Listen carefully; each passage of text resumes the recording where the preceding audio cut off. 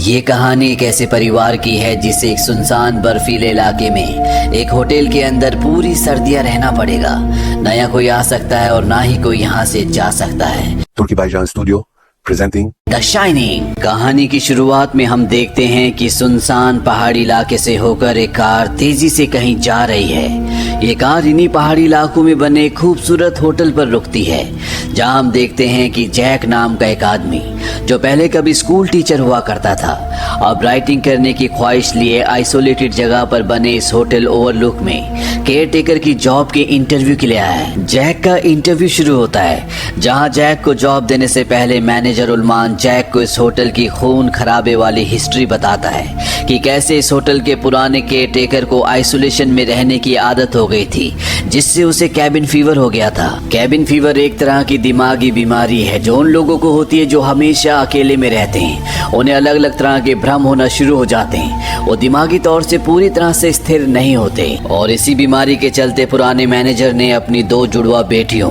और बीवी को कुल्हाड़ी से कत्ल करने के बाद खुद को भी मार डाला था। मैनेजर ये भी बताता है कि ये होटल रेड इंडियंस लोगों के कब्रिस्तान पर बना है, और जब ये होटल बन रहा था तब कैसे एक बार यहाँ रेड इंडियंस ने अटैक किया था। मैनेजर जैक को होटल में काम करने के बारे में बताता है कि उसे होटल के बॉयलर रूम में डेली काम करना होगा ताकि होटल के अलग अलग रूम्स को गर्म रखा जा सके।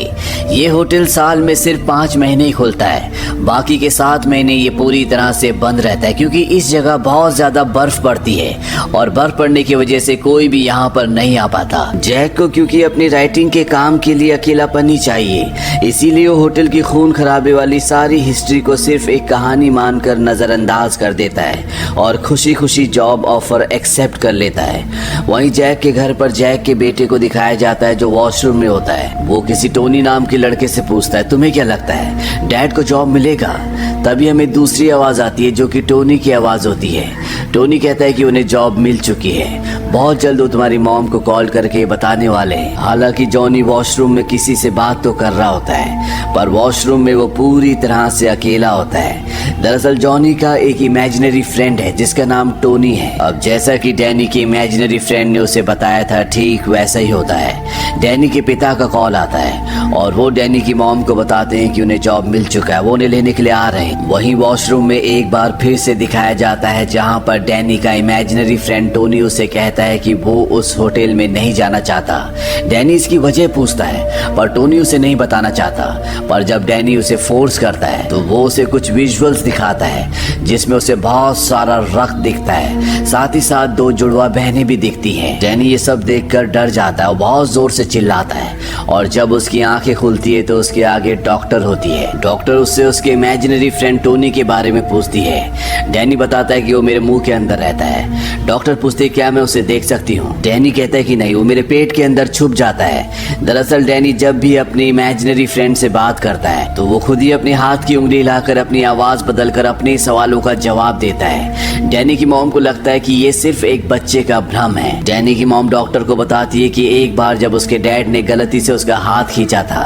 तो उसके हाथ में फ्रैक्चर हो गया था। इसके बाद से वो अपने इमेजिनरी फ्रेंड से बात करने लगा। अब डैनी के डैड घर पर आ जाते हैं और वो इन सब को लेकर होटल पहुंच जाते हैं जहां पर इन्हें अकेले पूरी सर्दियां रहना होगा। यहाँ मैनेजर होटल के शेफ हॉलरन से जैक और उसकी फैमिली को इंट्रोड्यूस करवाता है। शेफ वेंडी और डैनी को अलग से अपने साथ ले जाकर होटल की इंपॉर्टेंट इंफॉर्मेशन देता है, जैसे फूड स्टोरेज रूम कहाँ है, फूड में क्या क्या अवेलेबल है। शेफ दरअसल ये सब वेंडी को बता रहा होता है, लेकिन तभी वो डैनी की तरफ देखता है जो उससे कुछ दूर खड़ा होता है, और वो उसकी मॉम से बात करते करते टेलीपैथी से डैनी को आइसक्रीम के लिए पूछता है। डैनी ये देखकर पूरी तरह से शॉक्ड हो जाता है, उसे नहीं पता कि उसने ये कैसे किया। इसके बाद बातों ही बातों में शेफ डैनी को डॉग कहकर बुलाता है जो उसके घर का नाम होता है। ये सुनकर डैनी की मॉम शॉक्ड रह जाती है कि शेफ को कैसे पता कि डैनी के घर का नाम डॉग है। वो इस बारे में उससे पूछती भी है, पर शेफ इस बात को घुमा देता है। इसके बाद वो डैनी को अपने साथ आइसक्रीम खिलाने के लिए ले जाता है, जहां पर वो डैनी से पूछता है, क्या तुम्हें पता है कि कैसे मैंने तुमसे टेलीपैथी के जरिए आइसक्रीम के लिए पूछा। वो बताता है कि वो अपनी दादी के साथ इसी तरह से घंटों तक बातें किया करता था और उसकी दादी इस तरह के लोगों को शाइनिंग कहा करती थी। शुरू में हमें लगता था कि हम ही ऐसे हैं, पर धीरे धीरे हमें पता चला कि हमारे जैसे हजारों लाखों हैं, पर हर किसी को अपने ऊपर, अपनी शक्तियों के ऊपर विश्वास नहीं होता। यहाँ पर डैनी शेफ को अपनी इमेजिनरी फ्रेंड टोनी के बारे में बताता है। वो बताता है कि वो मुझे बहुत कुछ दिखाता है, क्या यहाँ पर इस होटल में कुछ हुआ था। शेफ बताता है कि यहाँ पर बहुत कुछ हुआ था, यहाँ का एक अलग इतिहास है, पर जब भी कुछ घटता है तो उसके पीछे कुछ उसके निशान रह जाते हैं और इन निशानों को वो लोग देख सकते हैं जो शाइन करते हैं। डैनी शेफ से यहाँ पर रूम नंबर 237 के बारे में पूछता है। वो कहता है कि उस रूम में क्या हुआ था। ये नंबर सुनकर शेफ पूरी तरह से शॉक्ड रह जाता है। डैनी उससे पूछता है कि तुम्हें रूम नंबर 237 से डर लगता है। शेफ कहता है कि नहीं, बिल्कुल नहीं, लेकिन तुम उस रूम से हमेशा दूर रहोगे। अब यहाँ पर धीरे धीरे वक्त बीतने लगता है। डैनी और उसकी मॉम एक दिन यहीं पर बने हुए एक मेज में यानी कि भूल भुलैया में जाते हैं, जिससे बाहर निकलना बहुत मुश्किल होता है। साथ ही यहाँ पर डैनी के डैड को भी दिखाया जाता है, जिनका धीरे धीरे नेचर पूरी तरह से बदलता जा रहा है। वो हमेशा खोए खोए रहते हैं और एक दिन जब वो बुक टाइप कर रहे होते हैं तो वहाँ पर उसकी पत्नी आती है। वो जैक से बात करने की कोशिश करती है, पर यहाँ पर जैक का रूप पूरी तरह से बदला हुआ है। उसे देखकर ऐसा लगता ही नहीं कि ये वही जैक है जो होटल की जॉब ज्वाइन करने से पहले था। वहीं दूसरी तरफ डैनी को दिखाया जाता है जो साइकिल चला रहा होता है और तभी वो रूम नंबर 237 के बाहर पहुंच जाता है। वो धीरे धीरे रूम के पास जाता है। वो रूम खोलने की कोशिश करता है पर रूम पूरी तरह से लॉक्ड होता है और तभी उसे वही दो जुड़वा बहनें दिखती है। डैनी डर कर यहाँ से साइकिल चलाता वो आगे निकल जाता है और कुछ आगे जाने के बाद एक बार फिर से उसे वही जुड़वा बहनें दिखती हैं। ये जुड़वा बहनें यहाँ के पुराने मैनेजर की बेटी थी, जिसने अपने आप को और अपने पूरे परिवार को मार दिया था। ये जुड़वा बहनें एक साथ डैनी को कहती है, come and play with us forever and ever and ever. Danny इस बात से डर जाता, वो अपनी आंखें बंद कर लेता है, पर जैसे ही वो अपनी आंखें खोलता है तो वहाँ पर कोई भी नहीं होता। डैनी, उसके डैड और उसकी मॉम को यहाँ पर पूरा 1 महीना हो चुका है। बाहर बर्फ भी पड़ चुकी है, इसलिए अब होटल में उनके परिवार के अलावा कोई भी नहीं है। डैनी एक दिन अपने डैड के पास जाता है और वो अपने डैड से पूछता है, क्या कभी आप मुझे और मॉम को नुकसान पहुंचाओगे? उसके डैड कहते कि नहीं, मैं तुमसे बहुत प्यार करता हूँ। इसके बाद डैनी को बाहर खेलते हुए दिखाया जाता है और तभी एक बॉल लुढ़कते हुए उसके सामने आती है और जब वो उस तरफ जाता है जिस तरफ से बॉल आई थी तो वो रूम नंबर 237 के बाहर पहुंच जाता है और इस बार कमरे का दरवाजा खुला हुआ होता है। डैनी बाहर से आवाज लगाता है, मॉम क्या आप अंदर हो? लेकिन उसे कोई भी जवाब नहीं मिलता। वहीं दूसरी तरफ डैनी की मॉम को दिखाया जाता है जो बॉयलर रूम में होती है, वो मशीन का टेम्परेचर चेक कर रही होती है। दरअसल ये जॉब तो डैनी के डैड को मिला है, पर यहाँ पर सारा काम उसी की मॉम करती है क्योंकि जैक दिन रात किताब लिखने में बिजी होता है। डैनी की मॉम जब बॉयलर रूम में काम कर रही होती है तभी उसे अपने पति जैक की आवाज आती है जो चिल्ला रहा होता है। वो भागते हुए उस तरफ जाती है। वो देखती है कि वो सपने में चिल्ला रहा है और जब जैक को होश आता है तो पूरी तरह से डरा हुआ होता है। वो अपनी पत्नी को बताता है कि मैंने बहुत बुरा सपना देखा जिसमें मैंने देखा कि मैंने तुम्हें और डैनी को मार दिया, तुम दोनों के टुकड़े टुकड़े कर दिए। अब यहाँ पर डैनी भी आ जाता है। डैनी के कपड़े फटे हुए होते हैं, उसकी हालत बहुत खराब होती है, उसके गले पर घाव के निशान भी होते हैं। वो अपने बेटे से पूछने की कोशिश करती है कि ये सब किसने किया, पर डैनी कुछ भी नहीं बोलता और तभी वो अपने पति की तरफ देखती है जो लगातार इन दोनों को घूर रहा होता है। वो समझ जाती है कि ये उसके पति का काम है क्योंकि इन तीनों के अलावा इस पूरे होटल में कोई भी नहीं है। वो अपने पति को गालियां देती है और वहां से चली जाती है। जैक इस बात से परेशान होकर बाहर जाता है जहां पर उसे एक बारटेंडर मिलता है। वो बारटेंडर को बताता है कि किस तरह से उसकी पत्नी ने उसे उल्टा सीधा कहा, किस तरह से वो उसे डिस्टर्ब करती है, उसकी शादी में कुछ भी नहीं है। तभी यहाँ पर जैक की पत्नी भागते हुए आती है और हमें दिखाया जाता है कि अभी जो यहाँ पर बारटेंडर था वो यहाँ से गायब हो चुका है, यानी कि वो कोई घोस्ट था। जैक की पत्नी जैक को घबरा कर बोलती है कि इस होटल में हमारे अलावा एक औरत भी रहती है जो रूम नंबर 237 में है, जिसने हमारे बेटे का गला दबाकर उसे मारने की कोशिश की और अब जैक सीधा रूम नंबर 237 में जाता है, जहां पर उसे एक खूबसूरत लड़की दिखती है, जिसे देखकर जैक पूरी तरह से अट्रैक्ट हो जाता है। और जब वो उसके करीब जाता है तो कुछ ही देर बाद वो खूबसूरत लड़की एक भयानक बुढ़िया में बदल जाती है। दरअसल ये भी एक आत्मा है जो इस होटल में कैद है। जैक किसी तरह से रूम नंबर 237 का दरवाजा लॉक करके वहां से निकल जाता है। वहीं दूसरी तरफ उस शेफ को दिखाया जाता है जिसके अंदर उसी तरह की पावर है जिस तरह की पावर डैनी के अंदर है। उसे आभास हो जाता है कि होटल में कुछ न कुछ गड़बड़ है, पर इस वक्त वो यहाँ से बहुत दूर अपने घर पर है, इसीलिए पुलिस से मदद लेने की कोशिश भी करता है। पर यहाँ जिस होटल में जैक, उसकी पत्नी और उसका बेटा डैनी है, वहाँ की टेलीफोन लाइंस पूरी तरह से बंद होती है। साथ ही रेडियो पर उनसे संपर्क करने की कोशिश की जाती है,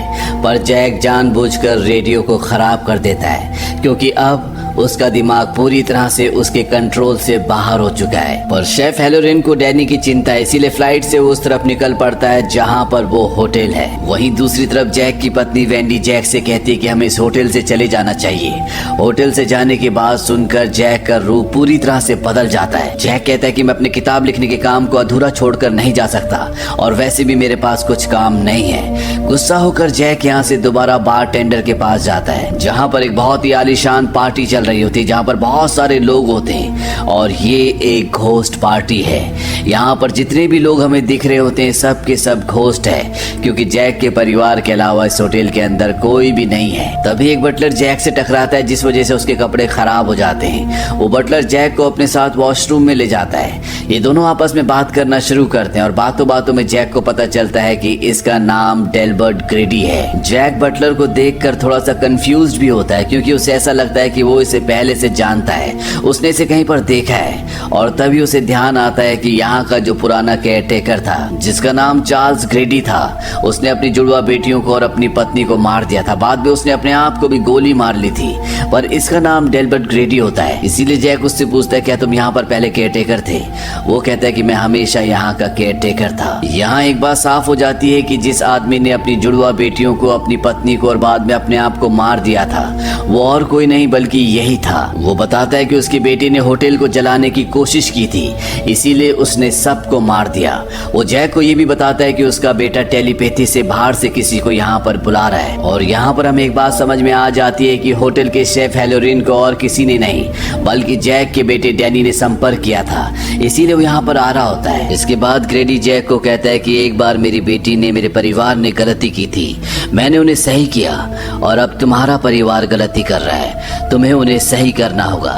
यानी कि वो उसके दिमाग में डाल चुका है कि उसे अपनी पत्नी और बेटे को मारना होगा। वहीं दूसरी तरफ डैनी की मॉम वेंडी को दिखाया जाता है, जो पूरी तरह से परेशान होती है। वो यहाँ से निकलना चाहती है, तभी उसे उसकी बेटी की आवाज आती है, और जब वो भागते हुए कमरे में जाती है तो वहाँ पर उसका बेटा एक ही वर्ड बार बार बोल रहा होता है, और वो वर्ड होता है no drum, no drum. Wendy को लगता है कि उसका बेटा नींद में है। वो कहती है डैनी जाग जाओ, और तभी डैनी कहता है कि मैं डैनी नहीं हूँ, मैं टोनी हूँ। दरअसल ये उसकी वो पर्सनैलिटी होती है जिसे आज तक उसके माँ बाप उसकी इमेजिनेशन समझ रहे होते हैं। वो कहता है कि डैनी जा चुका है। अब वेंडी अपने पति जैक को बाहर देखने के लिए जाती है। उसके हाथ में बेसबॉल का बैट भी होता है, और वो उसके टाइपराइटर तक पहुंच जाती है जहां पर वो कई दिनों से किताब लिख रहा है। वो देखती है कि वो एक ही लाइन को पिछले 1 महीने से लिख रहा है, और वो लाइन होती है all work and no play makes Jack a dull boy. ये देखकर वो हैरान हो जाती है कि जैक ने कई 100 पेजेस पर सिर्फ एक ही लाइन लिखी है।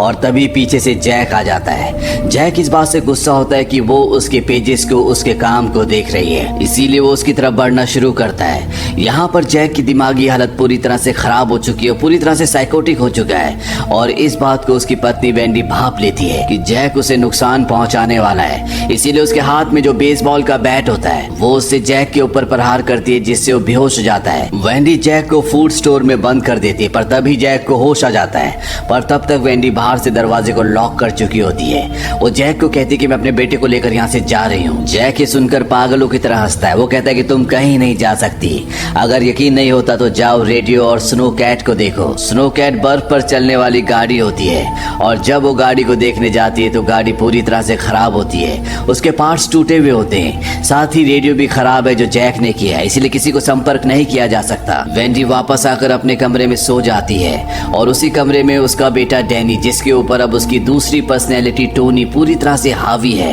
वो अपनी मॉम के पास चाकू लेकर आता है और अभी भी वो एक ही वर्ड बोल रहा होता है, रेड रम, रेड रम। उसकी मॉम उठ जाती है और तभी वो कमरे के मिरर में देखती है जिससे उसे दरवाजा दिखता है। उस दरवाजे पर मर्डर लिखा होता है, पर जब वो दरवाजे पर डायरेक्ट देखती है तो वहाँ पर रेड रम लिखा होता है, यानी उसका बेटा उसे खतरे का आभास करवा रहा था। वही स्टोर में दिखाया जाता है जहाँ पर जैक बंद है। वहाँ पर वो एक बार फिर से उसी आत्मा से बात करना शुरू कर देता है जिसने अपने पूरे परिवार को मार दिया था। वो कहता है कि तुमने अपना काम अच्छे से नहीं किया। जैक कहता है कि मुझे एक मौका और चाहिए, और तभी दरवाजे खोलने की आवाज आती है और अगले पल जैक कुल्हाड़ी लेकर उस कमरे के बाहर आ जाता है जिसके अंदर उसकी पत्नी और उसका बेटा है। वो कुल्हाड़ी से दरवाजे को तोड़ना शुरू करता है। वेंडी अपने बेटे को लेकर वॉशरूम में चली जाती है और वहाँ पर जो छोटी सी खिड़की होती है उस खिड़की से उसे बाहर भेज देती है, पर वो खुद नहीं जा सकती क्योंकि खिड़की बहुत छोटी है। वहीं जैक भी कमरे में आ जाता है और उसके पास जो कुल्हाड़ी होती है वो उससे वॉशरूम के दरवाजे को भी फाड़ देता है और हाथ अंदर डालकर लॉक खोलने की कोशिश करता है, लेकिन वेंडी के पास जो चाकू होता है वो उससे उस पर हमला करती है और तभी इन्हें गाड़ी की आवाज सुनाई देती है। दरअसल इस होटल का जो शेफ है जिसका नाम हेलोरेन है, वो गाड़ी लेकर यहाँ पर पहुंच चुका है। जैक वेंडी को छोड़कर अब बाहर की तरफ आना शुरू करता है और जब वो हेलोरेन को देखता है तो वो उसे कुल्हाड़ी से मार देता है। इसके बाद वो अपने बेटे का बाहर पीछा करता है। बाहर बहुत ज्यादा ठंड होती है, चारों तरफ बर्फ होती है और उसका बेटा डैनी बाहर मेज के अंदर यानी कि भूल भुलैया के अंदर चला जाता है। जैक भी लगातार उसका पीछा कर रहा होता है। दरअसल वो उसके कदमों के निशानों से उसके पीछे जा रहा होता है। डैनी इस बात को समझ जाता है, वो अपने कदमों के निशान मिटा देता है और एक जगह जाकर खामोशी से बैठ जाता है। जैक उसे लगातार पागलों की तरह आवाज लगा रहा होता है। वहीं होटल के अंदर वेंडी को दिखाया जाता है जो बाहर आ जाती है और वो देखती है कि होटल के अंदर कई सारे घोस्ट हैं। वो भी होटल से बाहर निकलना शुरू करती है। वहीं डैनी को जैसे मौका मिलता है वो मेज से बाहर आ जाता है क्योंकि इस मेज के अंदर वो अपनी मॉम के साथ कई बार गया होता है, पर जैक कभी भी इस मेज के अंदर नहीं गया था, इसीलिए उसे रास्ता नहीं मिलता। बाहर आने के बाद डैनी अपनी मॉम को देखता है और ये दोनों के दोनों हेलोरिन की गाड़ी लेकर यहाँ से निकल जाते हैं और जैक जिसे बाहर आने का रास्ता नहीं पता होता वो वहीं भूल भुलैया में ठंड से जमकर मर जाता है। और अंत में हमें होटल के अंदर एक फोटो दिखाई जाती है जिसमें बहुत सारे लोग होते हैं और ये फोटो होती है सन 1921 की और इस फोटो में जैक भी होता है जो कि बहुत खुश होता है। तो सवाल ये उठता है कि आज से लगभग 60 साल पुरानी फोटो में जैक कहाँ से आया, वो भी उसी उम्र का जिस उम्र का वो इस वक्त है। दरअसल ये उसका पुनर्जन्म होता है जिसमें एक बार फिर से वो इसी होटल में आया जिस होटल में वो आज से कई साल पहले